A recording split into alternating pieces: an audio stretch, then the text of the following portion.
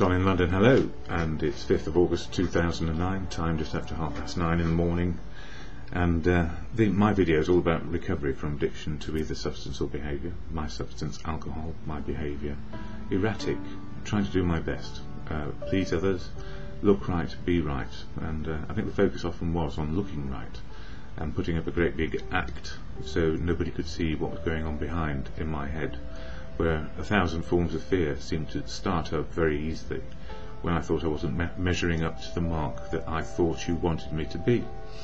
And what I've realised, having come into recovery, is there is a middle ground where we can all live happily, and we can strive at some things which are really important to us, but they don't have to run our lives. Those things don't need us to drive us to distraction or obsession. And my way of coping over many years was to take a drink and relax and take the edge off. That's what I thought drink was about, and to find oblivion when life felt bad. And I didn't realise that compounding my preponderance towards clinical depression, put alcohol on top, oblivion is guaranteed, but it won't give us any happiness. We just get into a state of not knowing and understanding and just living in fear. And these days I'd prefer not to be in fear, not to be putting on a brave face, and not to be utilising ego so brittle that when it broke there was nothing behind it but a broken person. So what is recovery for me? Learning a little bit of confidence, faith and courage on a daily basis to try and make it work. So what helps me? Family, community, society, as I always say, and a fellowship called AA, Alcoholics Anonymous. And as I always say, I don't speak for AA, it's full of unique, authentic people who choose where and when to speak. But I think it's important to put a message of positive recovery, even when it's the worst day in the world.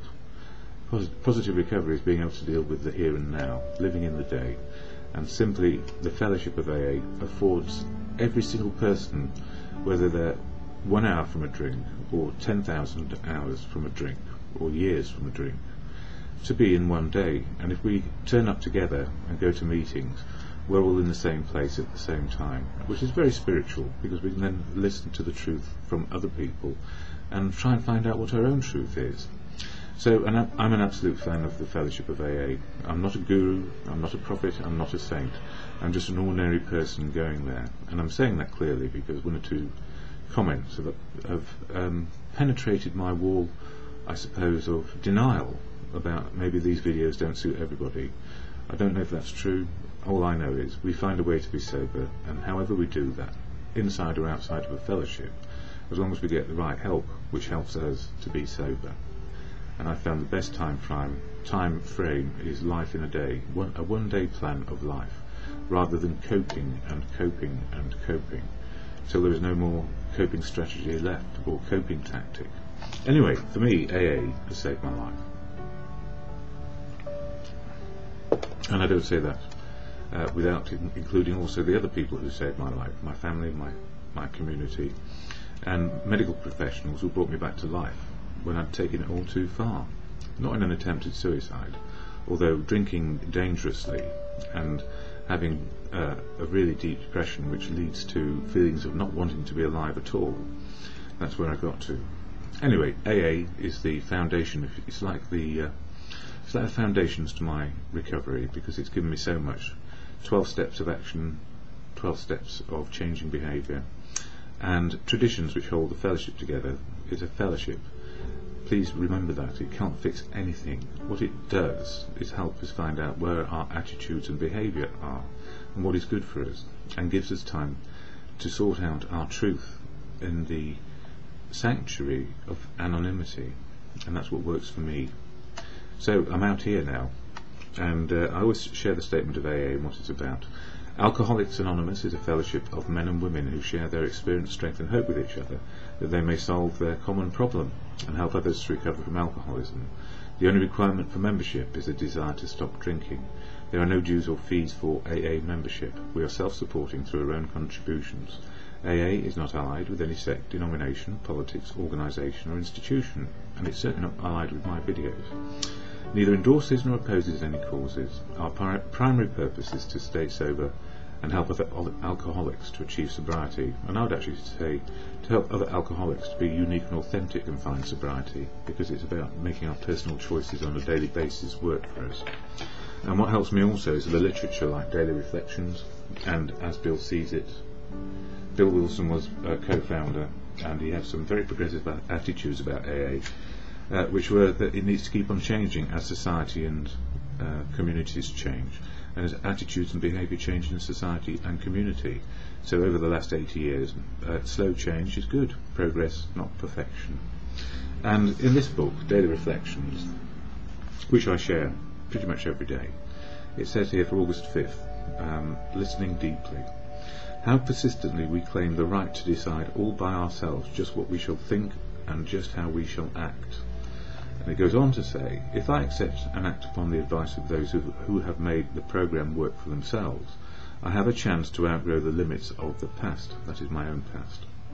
Some problems will shrink to nothingness, whilst others may require patient, well thought out action. Listening deeply when others share can help develop intuition in handling problems which arise unexpectedly. It is usually best for me to avoid impetuous action. Attending a meeting or calling a fellow AA member will usually reduce the tension enough to bring relief to a desperate sufferer like me. Sharing problems at meetings with other alcoholics to whom I can relate, or privately with my sponsor, can change aspects of the positions in which I find myself. Character defects are identified, and I can begin to see how they work against me. When I put my faith in the spiritual power of the program, that's living in the moment for me.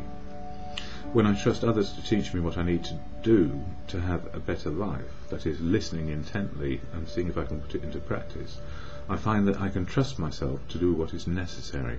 So, yes, I improve my outlook, my attitude and behaviour, and that's what my life is about, actually. It always has been, but I didn't realise just how much denial was there and how much I was using alcohol to cope over a very long period of time when I didn't see the world very favourably. It doesn't matter how good I was at the job or relationships or anything else, I always felt less than, and that's just a feeling I had.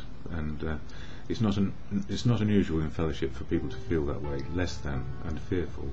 And the whole programme is about courage, faith, confidence, and being more outgoing and to inquire what's going on in the world. So listening is important. And as Bill sees it, as I mentioned, any number of pages a day can be helpful. But this one's fallen open in my linear order, which means I'm doing them as they come along. Page 167, Progress Rather Than Perfection. On studying the 12 steps, many of us exclaimed, "What an order! I can't go through with it." Do not be discouraged. That is, not drinking on a daily basis is the suggestion.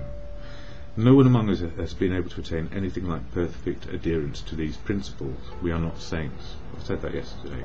The point is that we are willing to grow along spiritual lines. The principles we have set down are guides to progress. We claim spiritual progress rather than spiritual perfection. So, in other words, dealing with the day as it arises, in the moment of now, we have a better chance if we've got our ears flapping and open, and our eyes open to the reality of what is in front of us.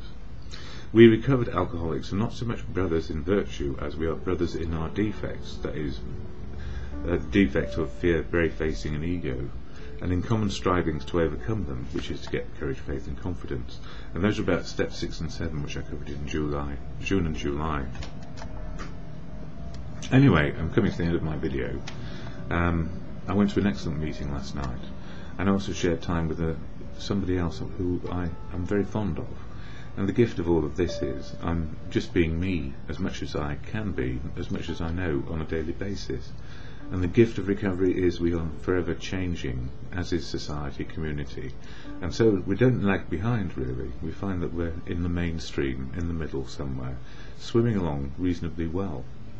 So for me, in this day, it's Wednesday, 5th of August, I'll say it again.